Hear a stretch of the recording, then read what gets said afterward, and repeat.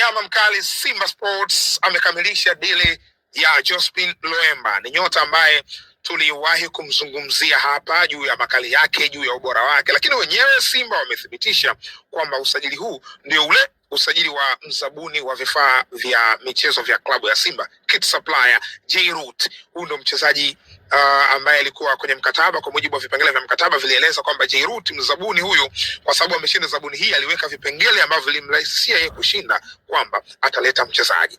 Sasa Jospin Loemba ni mchezaji ambaye tulimzungumza zaidi ya miezi miwili iliyopita, na tulikuwa tunazungumza that time around kwamba alikuwa anahitajika na coach ambaye ni Dimitar Pantev kwa wakati ule.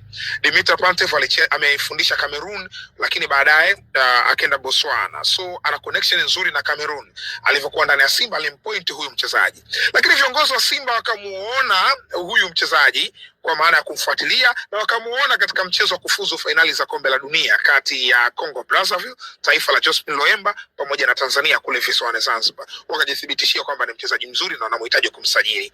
Sasa basi, kwa sababu J-Root kuna mchezaji mmoja inabidi amsajili, wakaamua kumwambia huyu ndo anamtaka, kwa maana ya Jospin Loemba. Finally Jospin Loemba is in red and white nation, yupo ndani ya taifa jekundu na weupe, kwa maana ya Simba.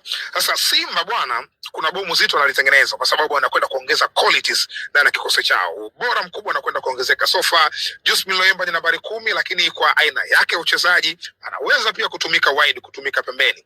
Wanakwenda kuwa na nambari 10 watatu. Clatous Chota Chama ana uwezo kucheza nambari 10, Elie Mpanzu anakwenda kucheza nambari 10, ana uwezo kucheza nambari 10, lakini pia Jospin Loemba ana uwezo huo. Lakini hao wote, good thing, wana uwezo kucheza pembeni pia.